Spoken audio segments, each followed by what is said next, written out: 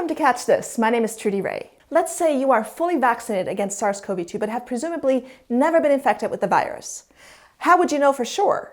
One way to find out is by testing your blood for the presence of antibodies against the viral nucleocapsid protein, which can only be encountered during natural infection. This is because all of the SARS-CoV-2 vaccines used in the US only encode the viral spike protein, and thus they only stimulate production of antibodies against spike. This approach differentiates between vaccine and virus infection-induced antibodies and allows one to accurately determine whether a vaccinated person was naturally infected.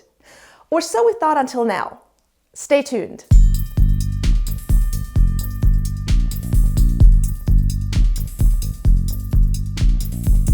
Two recent letters to the editor of the Journal of Natural Infection note that not every natural infection induces production of anti-nucleocapsid or anti-N antibodies. These letters cast doubt on whether these antibodies are reliable markers for a prior SARS-CoV-2 infection. The authors of the first letter measured antibody responses in 4,111 vaccinated and 974 unvaccinated Irish healthcare workers.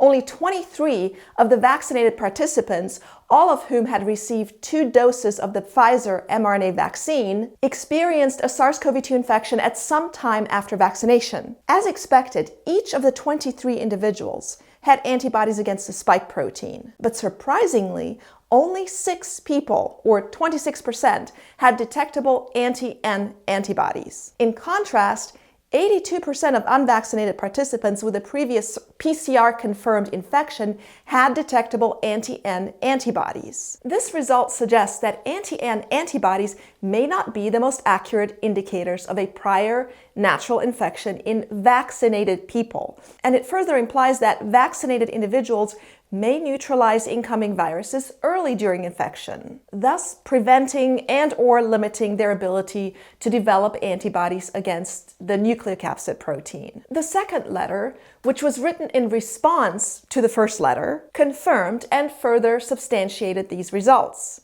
Citing data from serosurveys done in Japan, the authors showed that patients who were infected within 2 months of a 3rd dose of the Pfizer vaccine were less likely to experience COVID-19 symptoms than patients who were infected 4 to 8 months after the 3rd dose. These findings are in line with our current understanding of sterilizing immunity, a type of immunity that prevents both disease and infection, which appears to occur most often during the months following vaccination when high levels of vaccine-induced antibodies probably sequester any incoming virus before it has a chance to infect cells. The concept of sterilizing immunity was previously discussed on Catch This, episode 29. Linked above. The authors also showed that participants infected within 2 months of their 3rd vaccine dose had significantly lower levels of anti-N antibodies than those infected several months later. And although this result seems surprising at first,